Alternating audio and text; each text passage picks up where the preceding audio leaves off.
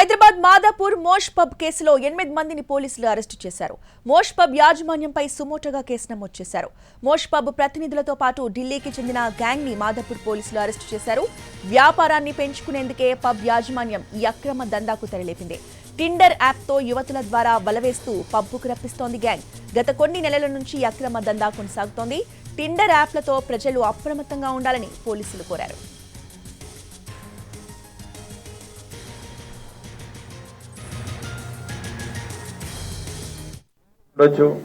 chatting ఉండొచ్చు.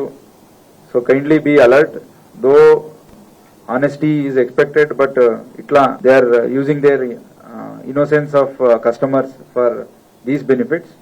So we alert all youth before going out to meet someone or something of this sort. So they let them be aware of the people, and IDs can be seen or whatever before venturing into such activities. And ఈ dating apps కి కూడా మనం letter రాస్తున్నాం. Prevent such items, let the IDs be verified. దయచేసి ఇలాంటిది ఏదైనా జరిగితే మనకు ఇన్ఫర్మేషన్ ఇస్తే ఇంకా ఫర్దర్ వేరే వాళ్ళు మోసం చేసేది మనం ఆపొచ్చు. కాబట్టి కైండ్లీ సపోర్టర్స్.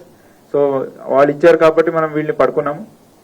అండ్ వీళ్ళు పడుకున్నాం కాబట్టి నాగ్పూర్లో ఎవరెవరు already were about to get cheated వాళ్ళని ప్రివెంట్ చేయగలిగాం. Manager of mosh club Cherukupalli Sai Kumar, అలాగే owners Barpati Tarun and Ganta Jagadish and Navodaya గిల్లా.